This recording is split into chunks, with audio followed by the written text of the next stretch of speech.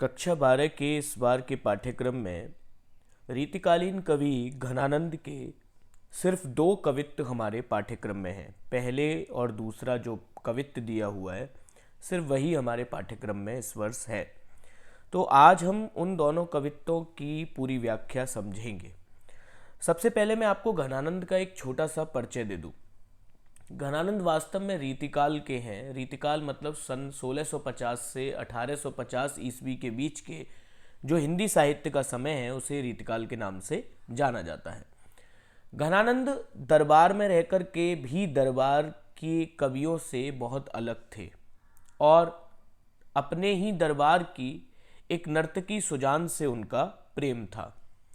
एक बार राजा ने उनसे कहा कि घनानंद कोई गाना सुनाओ, कोई कविता सुनाओ, और घनानंद ने एक कवि के मूड के अनुसार कह दिया कि आज मेरा सुनाने का कोई मन नहीं है।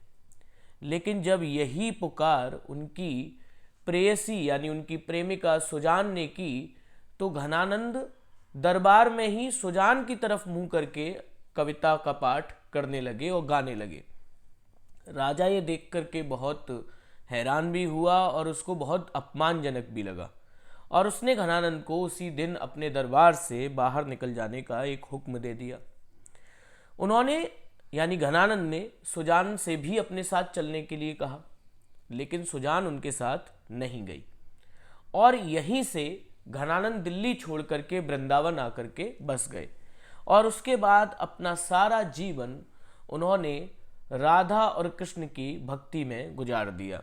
हालांकि उनकी सारी रचनाओं में सुजान का ही जिक्र आता है और वास्तव में कहते हैं कि राधा कोई और नहीं बल्कि उनकी अपनी सुजान ही है। तो उस सुजान प्रेमिका के प्रति जो उनका प्रेम का भाव है वो इतना पवित्र और इतना प्यारा है कि उसकी रामचंद्र शुक्ल जी ने भी बहुत तारीफ की है। और आज इन दो कवित्व में भी हम उनके प्रेम, उस पीड़ा को ही हम देखने जा रहे हैं, उनके उस दर्द को ही समझने जा रहे हैं। तो यदि इसमें से कोई भी कवित्व आता है तो संदर्भ आपको मालूम ही है कि क्या लिखना होता है। यदि पहले वाले कवित्व की बात करें तो उसका जो प्रसंग रहेगा वो यही रहेगा कि अब वो अपनी प्रेमिका सुजान के वियोग में, वियोग का मतलब होता है कि अपनी प्रेमिका से बिछड़ जाने के जो दर्द है उसमें उसके दर्शन कर लेने मात्र को ही अपने जीवन का उद्देश्य मान रहे हैं। मतलब वो सिर्फ ये चाह रहे हैं कि एक बार मुझे सुजान के दर्शन हो जाए, एक बार मुझसे सुजान बस मिल ले। तो जरा पढ़ते हैं कि वो क्या कहते हैं। वो कहते हैं, बहुत दिनान के अवधि आसपास परे, खरे अरबरन भरे हैं उठी जान को। बहुत दिनान के अवधि आसपास परे, बहुत दिनान मतलब बहुत दिनों की अवधि, बहुत दिन का समय हो गया है और मुझे आज तक या इतने समय से मुझे सुजान के दर्शन नहीं हुए हैं। बहुत दिनान के अवधि आसपास परे, और बहुत दिनों की अवधि के बावजूद भी मुझे मेरी प्रेमिका सुजान के दर्शन नहीं हुए हैं। खरे अरबरनी भरे हैं उठी जान को, और अब मेरे जो प्राण हैं वो अरबरनी मतलब विचलित हो गए हैं, बहुत ज़्यादा वो बेचैन हो गए हैं। और उठी जान को मतलब अब वो बस जाने को उठ गए हैं, यानी कहने का मतलब ये है कि मेरे प्राण जो हैं अब वो निश्चित ही इस वजह से विचलित होकर के या बेचैन होकर के मेरा शरीर छोड़ जाना चाहते हैं, मेरे शरीर से बाहर निकल जाना चाहते हैं। उसके बाद वो कहते हैं, कही कही आवन छबीले मन भावन को, गही गही राखत है दे दे सम्मान को। कही कही आवन, और मेरा ये संदेश सुनकर के, मेरा ये जो संदेश है जब सुजान इसको लेती है तो उसको वो अपने पास रख तो लेती है और बड़े आदर से इसका सम्मान करती है बहुत। इसको गही गही राखत है दे दे सम्मान को, गही गही राखत है दे दे सम्मान को, सम्मान को मतलब सम्मान से, राखत माने रखती है। और मेरे इस संदेश को कि सुजान मुझसे एक बार मिलने के लिए आ जाओ, इसको बड़े आदर के साथ सुजान अपने पास रख तो लेती है। कहीं लेकिन क्या होता है, आने की कहकर के भी, कही कही आवन कहने मतलब आने की तो कहती है पर अपने सुंदर यानी छबीले और मनभावन रूप का दर्शन मुझे नहीं देती। तो ये उनको दुख है जो इस वाली पंक्ति में दिखाई दे रहा है कि मेरे इस संदेश को कि सुजान मुझसे मिलने के लिए आ जाओ, इसको वो सम्मान के साथ रख तो लेती हैं, लेकिन मुझे बार बार ये कह कर के कि मैं आऊँगी, कही कही आवन छबीले मन भावन, अपने सुंदर और मनभावन स्वरूप या दर्शन रूप का जो मुझे दर्शन है वो नहीं दे रही हैं। आगे घनानंद क्या कहते हैं? आगे घनानंद कहते हैं, झूठी बतियानी की पतियानी ते उदास है के। और इन झूठी बातों के ऊपर विश्वास करके अब मैं पूरी तरह उदास हो चुका हूँ। किन झूठी बातों पर? कि बार बार सुजान ये कहती हैं कि मैं तुमसे मिलने आऊँगी, कोई बात नहीं, एक आज नहीं तो कल आऊँगी, लेकिन अब मैं इन झूठी बातों पर, पतियान माने विश्वास करना, अब इन झूठी बातों पर विश्वास करके मैं पूरी तरह उदास हो चुका हूँ और मेरा मन उदास होने लगा है। और इस उदासी की वजह से क्या होता है? अब ना घिरत घन आनंद निदान को, घन माने बादल, बादल यानी जो बरसात करते हैं, कि अब ना तो मेरे मन में प्रेम के बादल छाते हैं और ना ही उसमें आनंद रूपी जल की प्राप्ति होती है। अब ना घिरत घन आनंद निदान को, तो ना तो मेरे मन में प्रेम के बादल छाते हैं, घन माने बादल छाना, घिरना, और ना ही अब मेरे मन में आनंद रूपी जल की प्राप्ति होती। क्यों नहीं होती? क्योंकि मैं समझ गया हूं कि उनकी झूठी बातों पर अब विश्वास करके मेरा मन उदास होने लगा है। और अंत में वो कह रहे हैं, अधर लगे हैं आनी कर के पयान प्राण, अधर माने होठ, और अधर लगे हैं आनी कर के पयान प्राण, और मेरे जो प्राण हैं वो अब मेरे होठों से आ लगे हैं। और होठों से आ लगे हैं तो मतलब अब वो बस मेरे शरीर से पयान प्राण, प्रयाण माने गमन यानी कि जाने वाले हैं, अब वो बस मेरे शरीर से बाहर निकलने वाले हैं, क्योंकि वो मेरे होठों तक तो आ लगे हैं, होठों से मेरे आकर के लग गए हैं मेरे प्राण।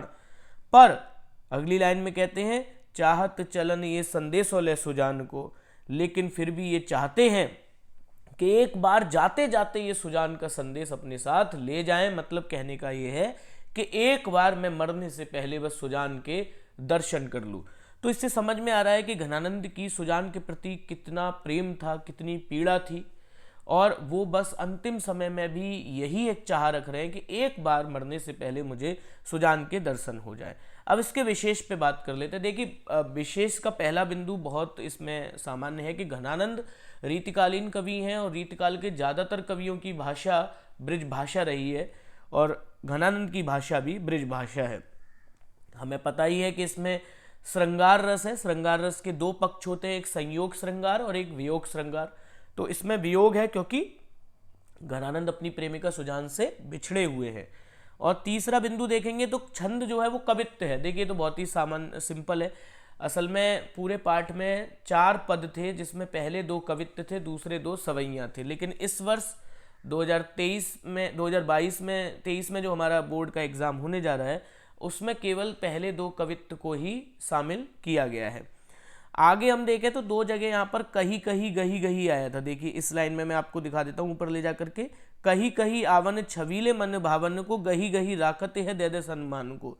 कही कही मतलब कहना कहना, तो एक ही शब्द 2 बार आए और दोनों बार उसका अर्थ ना बदले, और सिर्फ उसका प्रयोग इसलिए हो रहा हो कि कविता की चमक बढ़ाई जा सके, तो उसे पुनरुक्ति प्रकाश या पुनरुक्ति प्रकाश अलंकार कहते हैं। तो कही कही और गही गही दोनों में ही यहाँ पर पुनरुक्ति प्रकाश अलंकार है। बाकी संगीतात्मकता तो है ही। आप चाहें तो इस पूरे पद को संगीत के साथ लगा करके ढोलक पर, हारमोनियम पर बहुत ही सुंदर तरीके से भजन के तौर पर भी गा सकते हैं। अब इसके बाद हम दूसरे कवित्व की ओर बढ़ते हैं और दूसरे कवित्व का प्रसंग समझ लेते हैं। देखिए, संदर्भ वही रहेगा जो पहले था। पाठ का नाम आपको पता है, कवि का नाम आपको पता है, कवित्व से लिया गया है तो सब पता है। प्रसंग की बात कर लेते हैं। प्रसंग में वो उम्मीद कर रहे हैं कि कभी ना कभी तो जो उनकी प्रेयसी या प्रेमिका सुजान है, वो अपनी जिद छोड़ करके उनसे मिलने के लिए आएगी। तो वही बात है लगभग जो पहले कवित्व में थी, बस यहाँ पर वो उनकी जिद की बात कर रहे हैं। वो जिद क्या है वो देखते हैं। वो कहते हैं कि आना कानी आरसी निहार वो करोगे कोलो, आना कानी आरसी निहार वो करोगे कोलो। इसका मतलब है कि घनानंद सुजान से कह रहे हैं कि कब तक तुम मेरी बात को अनसुना, आना कानी करके या अनसुना करके, और आरसी माने होता है शीशा, और शीशा कहाँ है? अंगूठी का शीशा। तुम कब तक मेरी बात को आना कानी करके, निहारवो मतलब देखना, और करोगो कोलो मतलब कब तक करोगी। तो कब, इस लाइन को फिर से समझ लेते हैं कि कब तक तुम मेरी बात को अनसुना करके अपनी इस अंगूठी में लगे शीशे को देखती रहोगी। मतलब कहने का यह है कि जब कभी हम किसी की बात को अनसुना करते हैं तो हम नीचे की तरफ देखने लगते हैं, तो घनानंद वही बात कह रहे हैं कि कब तक तुम मेरी बात को अनसुना करके अपनी इस अंगूठी में लगे हुए शीशे की तरफ देखती रहोगी। आरसी माने शीशा, निहारवो माने देखना। कहा मो चकित दशा त्यों न दीठी डोलही। कहा मो चकित, क्या तुम मेरी ये दशा, दशा माने स्थिति, क्या तुम मेरी ये स्थिति, ये दशा देख करके तुम त्यों न डीठी, डीठी माने देख करके डोल ही, मतलब तुम्हारा मन डोलता नहीं है, तुम्हारा मन विचलित नहीं होता। मतलब उनका एक सवाल है कि कब तक तुम मेरी बात को अनसुना करके अपनी अंगूठी के शीशे की तरफ देखती रहोगी। क्या एक बार भी तुम्हारा मन मेरी इस दशा को देख करके थोड़ा सा भी चकित होकर के डोलता नहीं है? क्या अब तुम विचलित नहीं होती कि मेरी कितनी बुरी स्थिति हो गई है? कहने का मतलब यही है कि अब तो मेरी दशा देखकर मेरा जो मिलने का आग्रह है उसको तुम अनसुना मत करो, कम से कम मेरी स्थिति तो देख लो। और आगे क्या कहते हैं, मौन हूसो देखी हो कितेक पन पाली हो जू। मौन हूसो देखी हो कितेक पन पाली हो जू। वो कहते हैं कि तुम मौन साध कर कब तक प्रण का पालन करोगी। पन माने प्रण, पालियो माने पालन करोगी, कितेक माने कब तक, और देखी हो माने देखूंगा। तो मौन हूसो मतलब मौन साध करके तुम कब तक अपने प्रण का पालन करोगी। और प्रण क्या है? प्रण ये है कि मैं घनानंद से मिलूंगी ही नहीं। तो मैं ये, घनानंद ये कह रहे हैं कि मैं सुजान से ये देखना चाहता हूँ, सुजान से कह रहे हैं मतलब सीधे सीधे, कि मैं देखना चाहता हूँ कि कब तक तुम इस प्रण का पालन करोगी, चुप्पी साध करके या मौन साध करके या मुंह बंद करके, कि तुम मुझसे कभी मिलोगी नहीं। कूक भरी मूकता बुलाए आपे बोले है।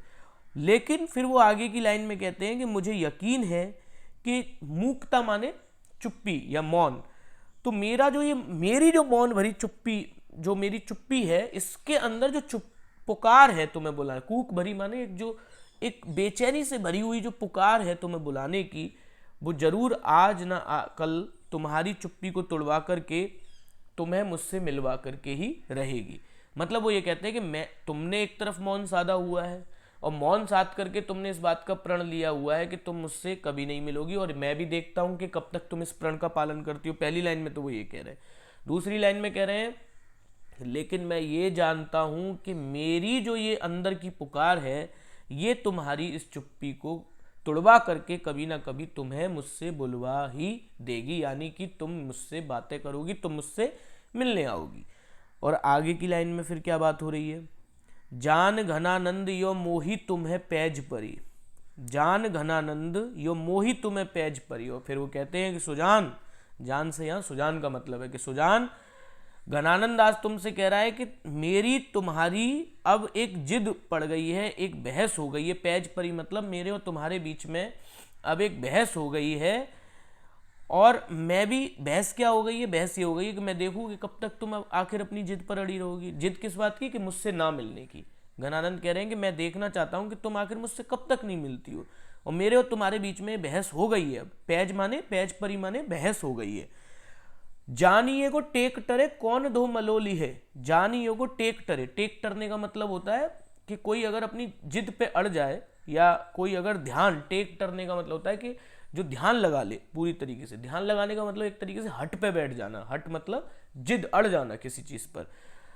और कौन धो मली लोही मतलब कौन उसको धो करके मिटाएगा, या उस ध्यान को मेरे को मिटाएगा। तो मैं फिर से इस लाइन का अर्थ समझा देता हूं। तो वो कहते हैं कि लेकिन ये भी जान लो, जानिए को, लेकिन ये भी जान लो कि जो मैंने तुमसे मिलने का ध्यान धरा है, यानी जो मैंने मन में अपने जिद अड़ा ली है कि मैं भी तुमसे मिलकर के मानूंगा, तो उसे कोई मिटा नहीं सकता। कौन धो मलोले है, कौन धो मलेले है मतलब उसे कोई मिटा नहीं सकता, उसे कोई धो नहीं सकता, उसे कोई हटा नहीं सकता। तो एक बार फिर से इसे समझ लेते हैं कि हे सुजान, घनानंद कहते हैं कि हे सुजान, मेरे और तुम्हारे बीच में अब एक बहस हो गई है कि देखो कब तक तुम अपनी जिद पर अड़ी रहोगी। जिद यही कि तुम मुझसे मिलना नहीं चाहती हो। मोही तुम्हें पैज परी, मेरे और तुम्हारे बीच में अब ये बहस हो गई है। पर अगली लाइन में कहते हैं कि जानिए को टेक टरे कौन दो मलोली है, लेकिन जान लो, क्योंकि ये जान लो कि मैंने तुमसे मिलने का जो ध्यान धरा है, टेक टरी है, टेक टरने का मतलब ध्यान धरा है, कौन धो मलोले है, उससे कोई मिटा नहीं सकता। और आगे अंतिम लाइन में कह रहे हैं, रुई दिए रहोगे कहा लो बहराए बेकी। और कब तक तुम कानों में रुई देकर के बहरा बनी रहोगी। रुई दिए रहोगे कहा लो बहराए बेकी, बहराए भी मतलब बहरा बनी रहोगी कब तक, कहा लो मतलब कब तक, और रुई दिए रहोगी मतलब कान में रुई दिए करके कब तक मेरी इस पुकार के प्रति तुम बहरी बनी रहोगी। कबहू तो मेरी ये पुकार कान खोली है, कभी ना कभी तो मेरी ये पुकार तुम्हारे कान खोलेगी। कभी ना कभी तो तुम्हारे मन में मेरी इस पुकार के प्रति एक आवेग, एक ऐसी संवेदना आएगी कि तुम मुझसे मिलने दौड़ी चली आओगी। तो ये दूसरा कवित्व था जो घनानंद का था। इसके आगे हम देखेंगे कि इसका विशेष भी लगभग वही है कि ब्रजभाषा जैसा कि पहले कवित्व में थी, वियोग श्रृंगार रस जैसा कि हम पहले भी पढ़ चुके हैं, कवित्व वही, छंद है। यदि देखें तो एक यहाँ पर आया कानों में रुई देना, जो अंतिम लाइन में मैं आपको दिखाता हूँ, रुई दिए रहोगे कहा लो बहराए बेगी। तो वो कानों में रुई देना आप जानते हैं हिंदी का एक मुहावरा है, इसका बड़ा अच्छा प्रयोग किया गया है। और इसके अलावा दो जगह, जैसे सबसे पहली लाइन में ही आप देखेंगे कि आना कानी आरसी, मैं आपको पहली लाइन दिखा देता हूँ एक बार, ये पहली लाइन में देखिए, आना कानी आरसी निहारे वो करोगो कोलो। इसका मतलब आना कानी आरसी में आ और आ आने से अनुप्रास अलंकार यहाँ पर साफ साफ दिखाई दे रहा है। और दूसरी जगह जो अनुप्रास दिखाई दे रहा है वो इसमें दिखाई दे रहा है, जानी एगो टेक टरे कौन धो मलिल ही। टेक टरे ध्यान धरने के लिए जो आया था, यानी टेक टरे यानी ट, तो यहाँ पर भी अनुप्रास अलंकार की बड़ी ही अच्छा इन्होंने प्रयोग किया है। मुझे उम्मीद है घनानंद के दोनों कविता आपको समझ में आए होंगे। साथ साथ समझ में आया होगा कि घनानंद किस तरह से अपनी प्रेमिका सुजान के प्रेम में वियोग श्रृंगार या वियोग वेदना से पीड़ित थे, और उनके दर्शन, पहले कवित्व में वो दर्शन की चाह रखते हैं और दूसरे कवित्व में वो उनकी इस जिद को तोड़ देने की बात करते हैं, जिसकी वजह से सुजान उनसे मिलना नहीं चाहती। तो आज ये पाठ हम यहीं समाप्त करते हैं। धन्यवाद।